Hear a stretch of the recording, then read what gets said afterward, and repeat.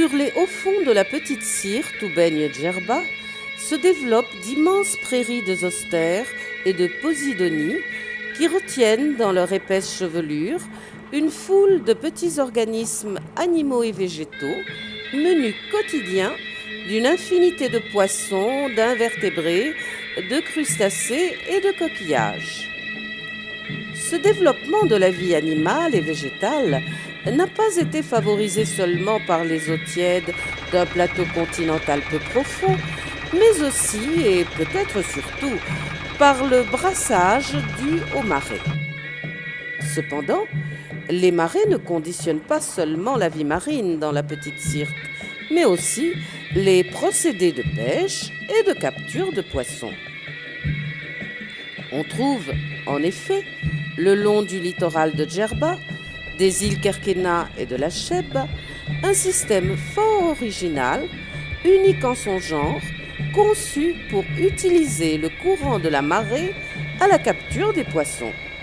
Ce sont les pêcheries fixes. Quand, de la route littorale qui fait le tour de l'île de Djerba, on regarde l'horizon, on est aussitôt frappé par ce que l'on croit être des petites îles sombres, dominées de minuscules cabanes toutes blanches au soleil. Ce n'est là ni plus ni moins qu'une succession de pêcheries plantées à même le sol marin sur les grands champs d'algues.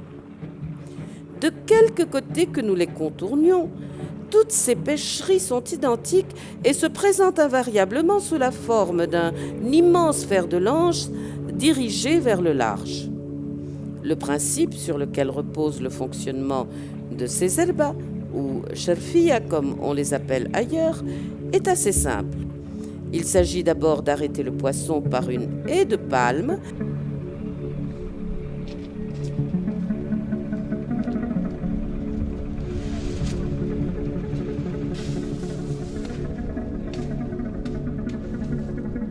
et de le laisser ensuite se diriger, grâce au courant de marée, jusqu'aux chambres de capture. La haie de palme, plantée dans la vase des hauts fonds, est orientée perpendiculairement à la direction du flux qui vient de l'ouest et du jusant qui arrive de l'est. Elle est donc sud-nord. Ce petit barrage, haut de 2 mètres, long de 80 à 100 mètres, comporte 4000 à 5000 palmes et ne peut être établi que dans les zones ayant moins de 2 mètres de fond à marée basse.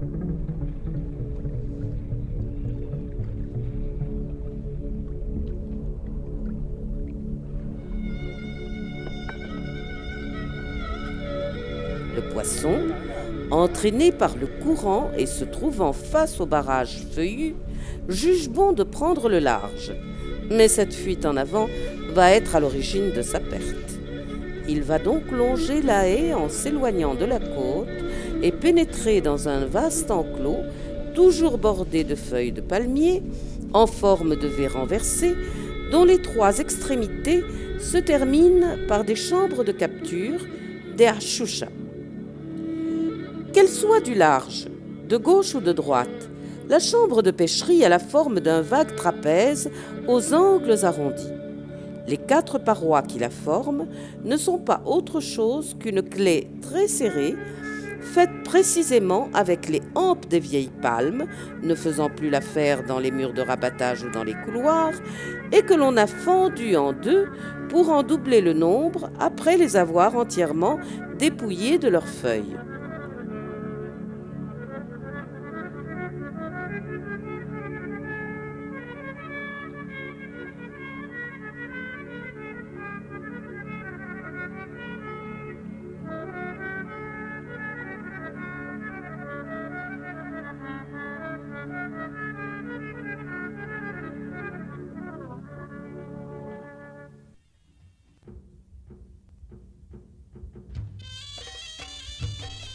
Aujourd'hui, on a tendance à substituer aux hampes des vieilles palmes des filets de pêche aux fines mailles.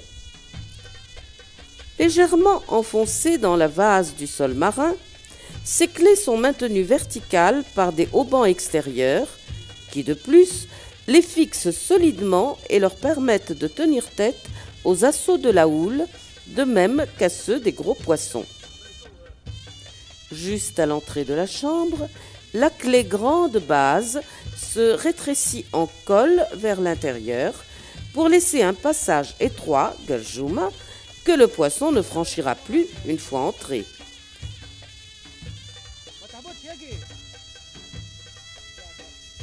Face au col d'entrée, au milieu du bas de la clé formant la petite base, les hampes sont sectionnées suivant une arcade que limitent tangentiellement deux épieux enfoncés dans la vase.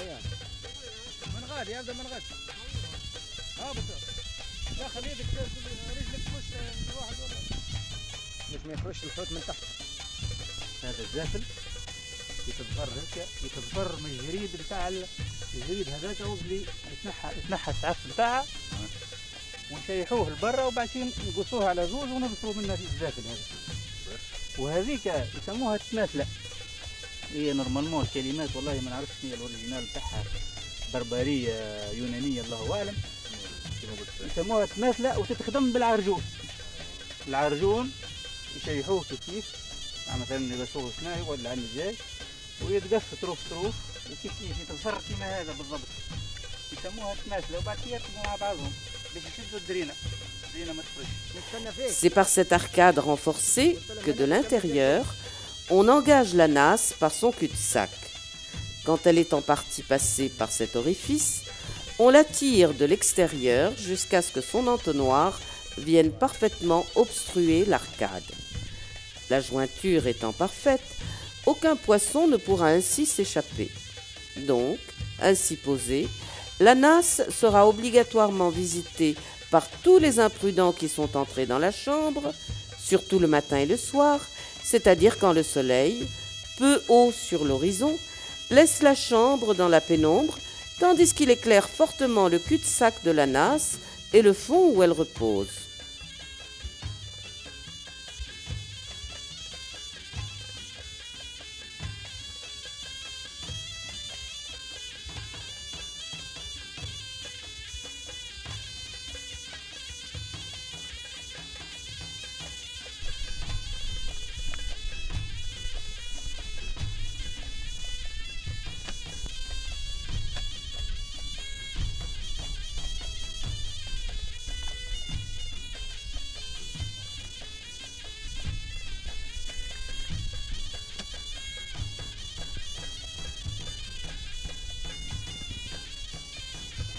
Attirés par cette lueur qu'ils croient être la voie de la liberté, tous se précipitent dans l'entonnoir et de là, dans la cellule d'où ils ne sortiront que pour mourir.